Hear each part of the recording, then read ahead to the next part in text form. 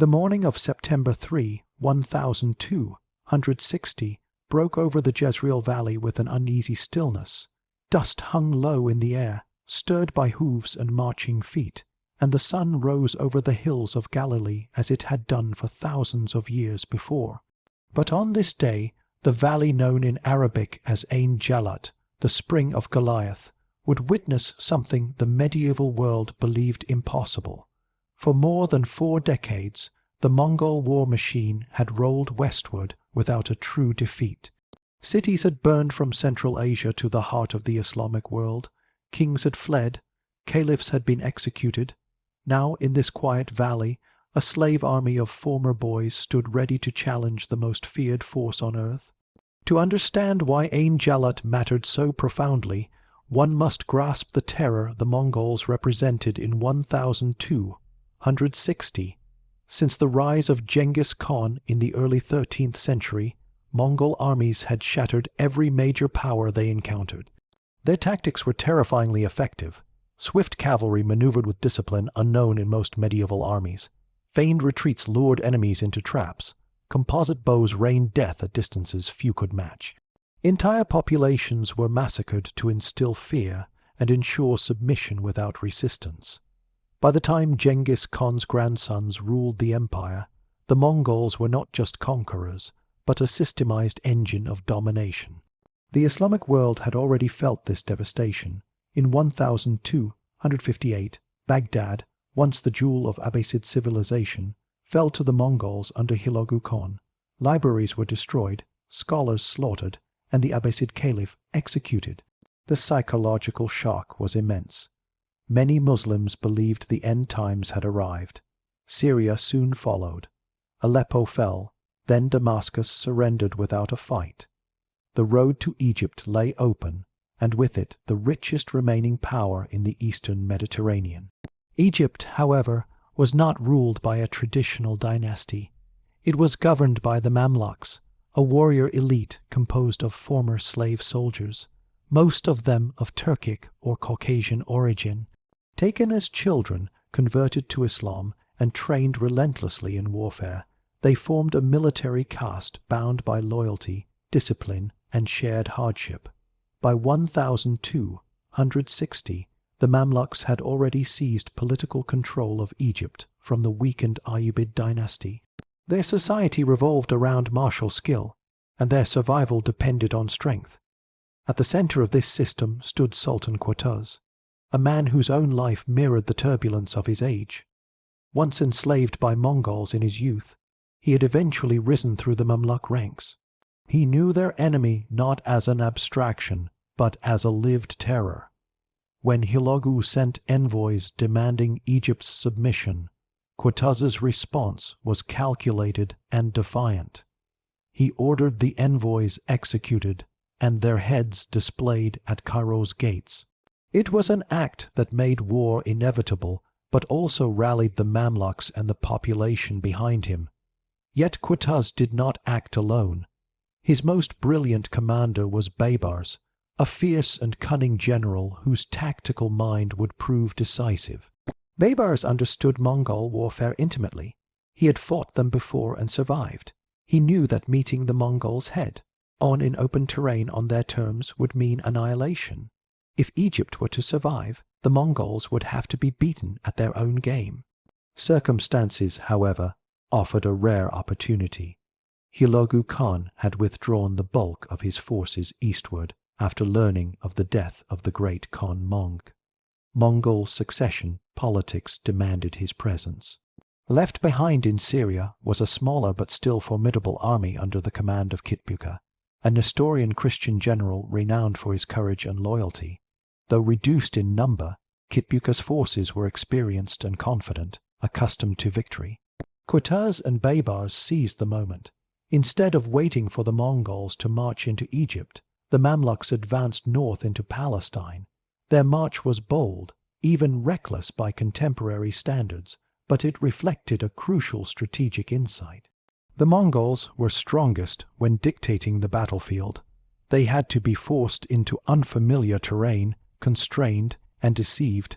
Ain Jalut was chosen carefully, Unlike the wide open plains favored by Mongol cavalry, the valley was broken by hills, narrow passes, and vegetation.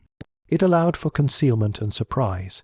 Baybars positioned parts of the Mamluk army in hidden formations behind ridges and in the surrounding high ground. The core of the plan relied on deception, the same technique the Mongols themselves had used to destroy countless armies. When the Mongol vanguard appeared, Baybars led a forward force to engage them. The clash was sharp and violent. Arrows flew, horses screamed, and steel met steel. Then, just as the Mongols expected, the Mamluk force began to withdraw. To Kitbuqa, it looked familiar. Feigned retreat was a Mongol specialty, but here it seemed the enemy was attempting the same desperate maneuver others had tried and failed. Confident in his men, Kitbuqa ordered a full pursuit. This was the moment the Mamluks had been waiting for. As the Mongols surged deeper into the valley, their formations stretched and compressed by the terrain. Their mobility was restricted. At Baybar's signal, hidden Mamluk units emerged from the hills, slamming into the Mongol flanks. Drums thundered across the valley, a psychological weapon, amplifying the sudden sense of encirclement. For the first time in decades, Mongol warriors found themselves trapped rather than trapping others. The fighting was ferocious. Mongol discipline did not collapse easily, and Kitbuqa fought with remarkable resolve. But the numbers now favored the Mamluks, and the battlefield no longer did. Qutuz himself reportedly threw off his helmet and rode into the fray, shouting encouragement to his men. His presence electrified the army. This was not merely a battle for territory, but for survival, identity, and faith. By afternoon, the outcome was clear. The Mongol army was shattered. Kitbuqa was captured and executed, a symbolic reversal of Mongol terror tactics. Survivors fled north, carrying with them news that would ripple across Eurasia. The Mongols had been decisively defeated in open battle. Ain Jalut was not just a military victory, it was a psychological earthquake. For the first time, the Mongol advance had been stopped and reversed. The aura of invincibility was broken. Across the Islamic world, hope returned. Egypt and Syria were saved from the fate that had consumed Baghdad. The Mamluks emerged as the defenders of the eastern Mediterranean, shaping the region's political future for centuries. This single day in September 1260 marked a turning point in world history. It demonstrated that intelligence, adaptability, and disciplined leadership could overcome even the most terrifying force of the age. The Mamluks had not defeated the Mongols by matching their brutality, but by understanding them, outthinking them, and turning their own methods against them. In the immediate aftermath of Ain Jalut, the battlefield itself became a place of reckoning. The dead lay scattered across the valley, Mongol and Mamluk alike, but the psychological weight of the outcome far exceeded the physical toll. Messengers rode hard in every direction. To the north, survivors carried news of disaster to Mongol, held Syria. To the south, word reached Cairo that the impossible had happened. The Mongols had been beaten not through luck, but through planning and nerve. Sultan Qutuz understood that victory on the field meant nothing if it was not secured politically and militarily. The Mongols were wounded, not destroyed. Their empire still stretched across continents, and retaliation was inevitable. The immediate priority was to consolidate control over Syria before any new Mongol army could return in force. Cities that had surrendered to the Mongols now reconsidered their loyalties. Damascus, which had opened its gates to Hilogu without resistance, now accepted Mamluk authority. Aleppo followed after resistance was crushed. Step by step, the Mamluks dismantled Mongol power west of the Euphrates. This consolidation was not gentle. The Mamluks ruled through strength and example. Garrisons were installed, governors replaced, and potential collaborators punished. From their perspective, hesitation had nearly doomed the region. Ain Jalut had bought time, but only decisive action would make that time matter. Within months, the political map of the Levant had been redrawn. Yet even as the Mamluks secured their gains, tensions simmered within their own ranks. The victory had elevated Baybars to near legendary status among the soldiers. He had orchestrated the battlefield deception, chosen the terrain, and executed the plan flawlessly. Many saw him as the true architect of victory. Qutuz, though brave and resolute, knew the danger of ruling over an army whose loyalty was personal as much as institutional. On the return march to Egypt, that danger became fatal. In October 1260, Qutuz was assassinated near Salihiyah. Baybars was widely believed to be involved, whether directly or through silent consent. Soon after, Baybars was proclaimed Sultan. This transfer of power, violent but swift, reflected the harsh realities of Mamluk politics. Authority belonged to those who could command loyalty and enforce it. Ain Jalut had not ended internal struggle, it had merely reshaped it. Under Baybars, the Mamluk state entered a new phase. He was not content to defend Egypt and Syria reactively. Instead, he pursued an aggressive policy designed to prevent any future Mongol resurgence in the region. Fortresses were strengthened along the northern frontier. Intelligence networks were expanded, gathering information on Mongol movements beyond the Euphrates. Baybars understood that knowledge, not just numbers, had been the key to victory at Ain Jalut. The Mongols, meanwhile, were forced into an unfamiliar position. For decades, their campaigns had followed a simple logic: advance, terrorize, conquer, move on. Ain Jalut shattered that rhythm. Hilogu, upon learning of Kitbuqa's death and the loss of Syria, was furious. Yet internal realities constrained him. The Mongol Empire was fracturing. Rivalries between branches of the ruling family erupted into open conflict, particularly between the Ilkhanate, which Hilogu ruled, and the Golden Horde to the north. This internal division had profound consequences. Instead of launching an immediate, overwhelming counteroffensive against the Mamluks, the Mongols were drawn into wars against each other. Resources that might have crushed Egypt were spent fighting fellow Mongols along the Caucasus and the Volga. Ain Jalut did not single-handedly cause this fragmentation, but it exploited and accelerated it. The Mamluks had struck at precisely the moment when Mongol unity was weakest. The wider world felt the effects. European powers, who had watched Mongol advances with a mixture of fear and cautious hope, reassessed their assumptions. Some had imagined the Mongols as potential allies against the Islamic world. Others saw them as an existential threat. Ain Jalut demonstrated that Mongol armies were not unstoppable. Resistance, if properly organized, was possible. Within the Islamic world, the battle took on deep symbolic meaning.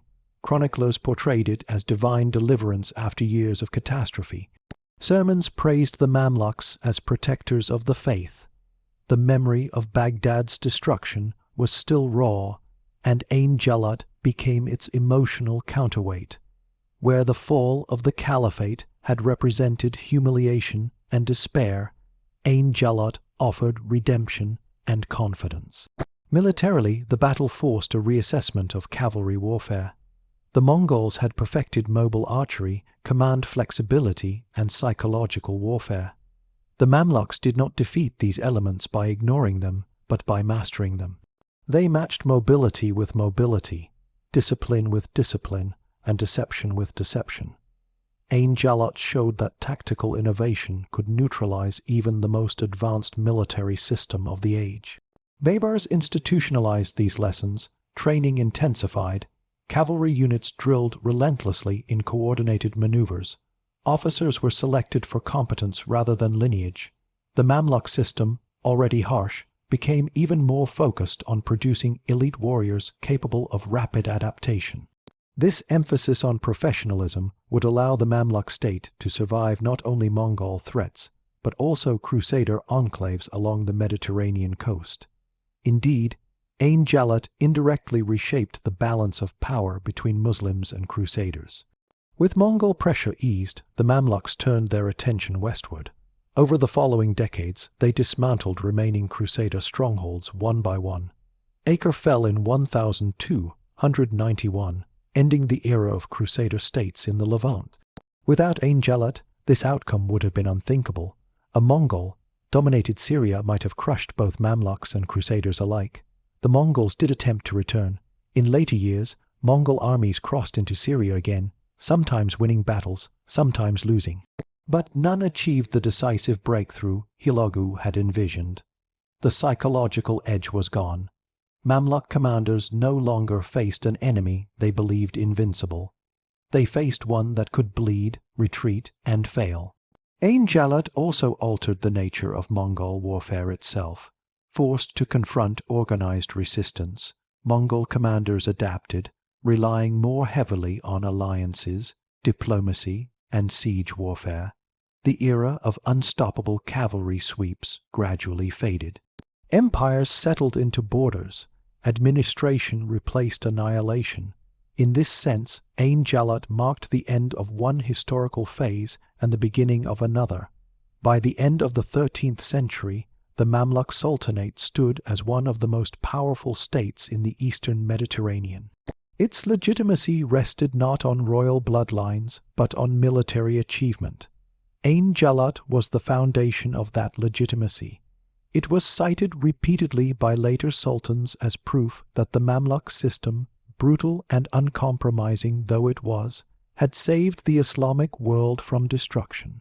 What had begun as a calculated gamble in a narrow valley had reshaped centuries of history. The Mongols had been stopped, not by miracle or chance, but by human decisions made under immense pressure. Ain Jalut was not the end of conflict, but it was the moment when fear changed sides. The legacy of Ain Jalut did not remain confined to chronicles and memory.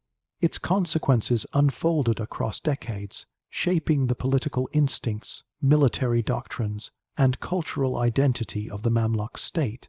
Under Baybars, the victory was transformed from a single triumph into a governing philosophy. Survival, in his view, depended on permanent readiness.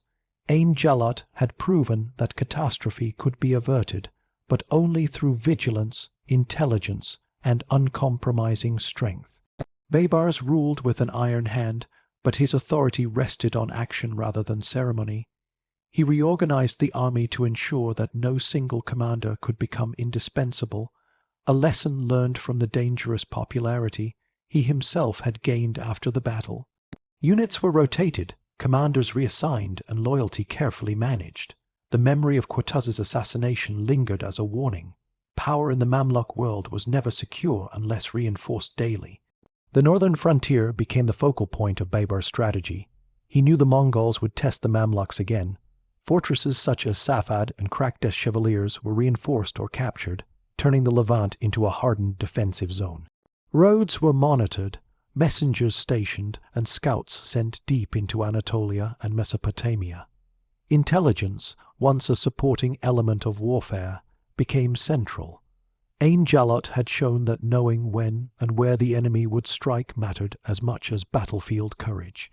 The Mongols, for their part, struggled to reconcile their identity with defeat. In Mongol tradition, success validated rule, failure invited dissent. Hulagu's Ilkhanate faced not only external resistance, but internal doubt. Commanders argued over strategy. Some advocated overwhelming force, others caution. Repeated campaigns into Syria during the late 13th century achieved mixed results, but none erased the stain of Ain Jalut. Even when Mongol armies won tactical victories, they no longer inspired the paralyzing fear that had once preceded them.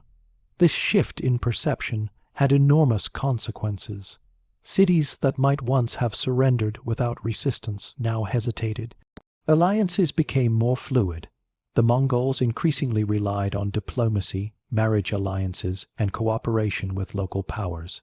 In the long run, this transformed them from conquerors into rulers, administrators of territories rather than destroyers of worlds.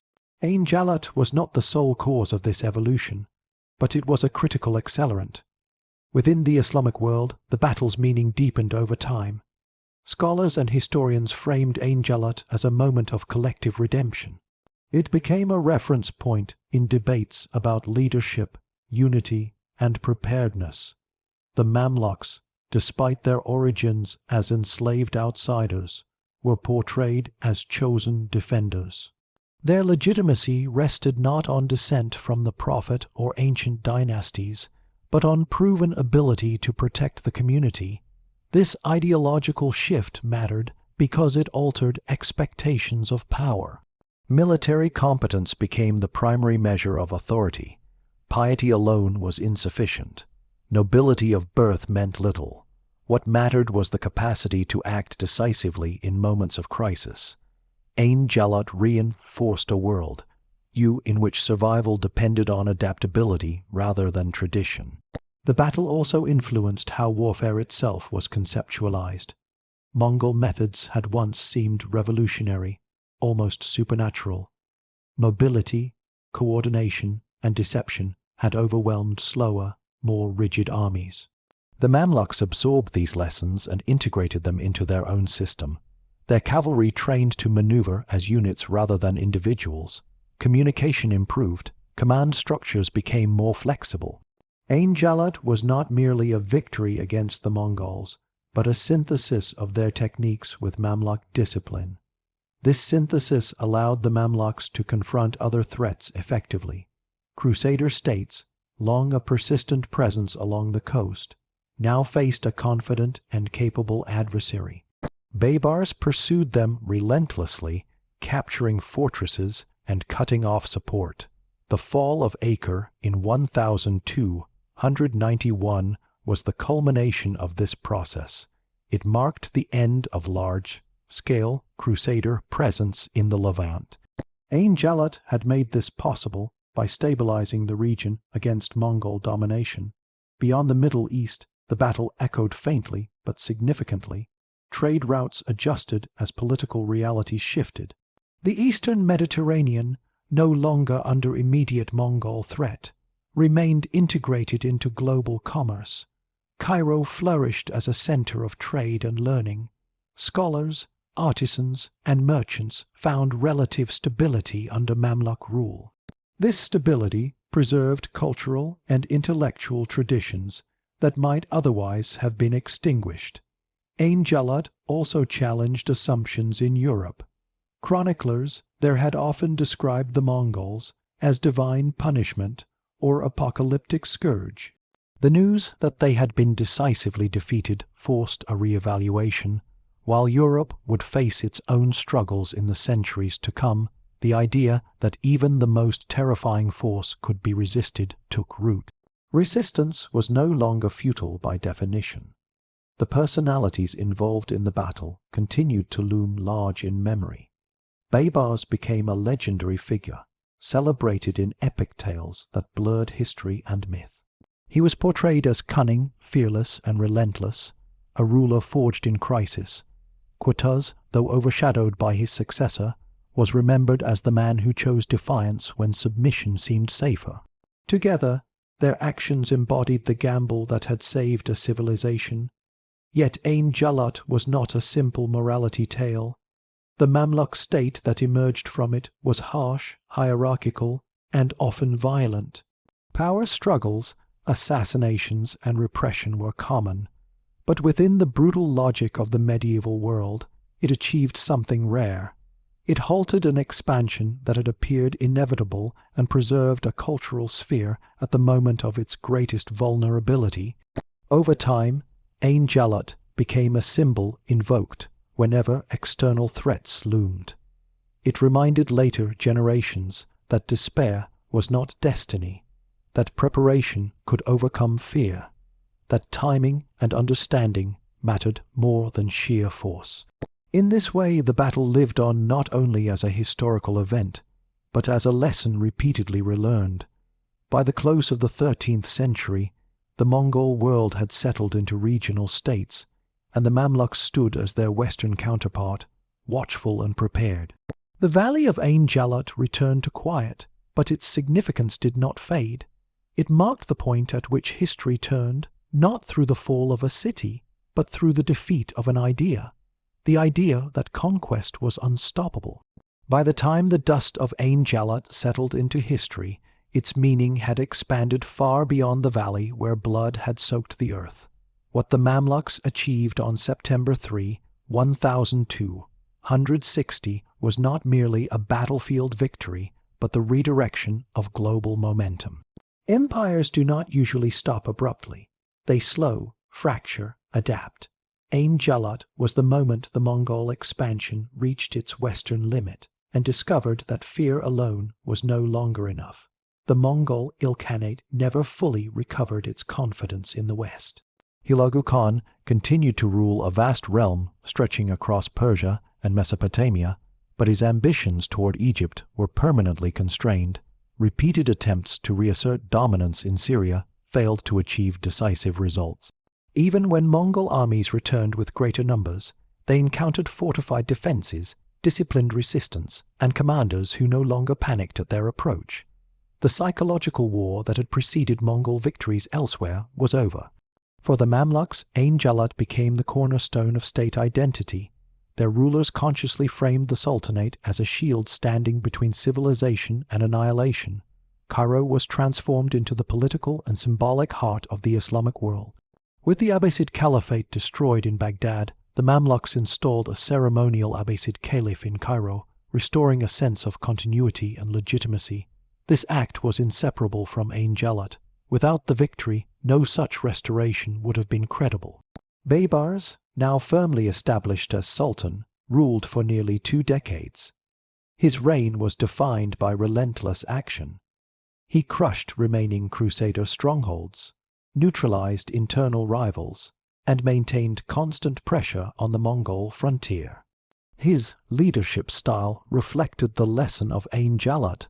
Survival depended on initiative, waiting invited destruction. Baybars institutionalized military readiness as a permanent condition of statehood. The Mongols, meanwhile, underwent a quieter transformation. Defeat forced adaptation. In the Ilkhanate, rulers gradually shifted toward administration, taxation, and integration with local elites. Conversion to Islam among later Ilkhanid rulers further softened ideological divisions with their former enemies. By the early 14th century, Mongol rulers in Persia were no longer agents of world conquest, but regional kings navigating complex political realities. Ain Jalut had accelerated this transition from apocalypse to governance. From a global perspective, the battle preserved the Eastern Mediterranean as a distinct cultural and political zone. Had Egypt fallen, the Mongols would have controlled the richest agricultural and commercial region between Asia and Europe. Trade routes would have been reoriented under Mongol authority. Intellectual centers in Cairo and Damascus might have suffered the fate of Baghdad. Instead, scholarship, law, architecture, and commerce continued to flourish under Mamluk patronage. The survival of these centers mattered profoundly for later history. The preservation of Arabic scholarship, scientific texts, and religious institutions ensured their transmission into the early modern world. Ain Jalut indirectly protected a chain of knowledge stretching from antiquity into the Renaissance. The battle's consequences, though military in origin, were civilizational in scale. Historians have often debated why the Mongols failed in Egypt when they succeeded almost everywhere else. Geography mattered. Timing mattered. Internal Mongol politics mattered. But above all, Ain Jalut demonstrated the importance of learning from the enemy. The Mamluks did not defeat the Mongols by rejecting their methods. They studied them, adopted them, and used them selectively. Feigned retreat, rapid maneuver, disciplined cavalry formations, and psychological coordination were turned back against their originators. This adaptability distinguishes Ain Jalut from many other medieval battles. It was not a clash between old and new or tradition and innovation. It was a contest between two highly advanced military systems, each capable of learning. The difference lay in context. The Mongols were stretched across continents. The Mamluks fought for a single heartland. One side could afford retreat, the other could not. Over centuries, Ain Jalut entered popular memory as proof that history is not linear. Power rises, but it also meets limits. Terror works until it does not. The battle became a reference point in later struggles. invoked whenever existential threats appeared overwhelming. It served as a reminder that even empires shaped by destiny narratives could be halted by human decisions made at precisely the right moment. Modern historians view Ain Jalut as one of the most consequential battles of the medieval world, not because of casualty numbers, but because of what it prevented. The Mongol conquest of Egypt would have reshaped Africa, Europe, and the Middle East in ways impossible to fully predict. Its failure preserved regional diversity and balance. The world that followed was not peaceful, but it remained plural. Standing at the end of this story, Ain Jalut emerges as a hinge of history. Before it, the Mongols advanced with near-mythic inevitability. After it, they faced resistance grounded in understanding rather than desperation. The Mamluks, once enslaved boys, proved that preparation and intelligence could overcome even the most terrifying force the world had known. In the end, Ain Jalut did not end the Mongols. It ended the belief that they could not be stopped, and in doing so, it altered the course of world history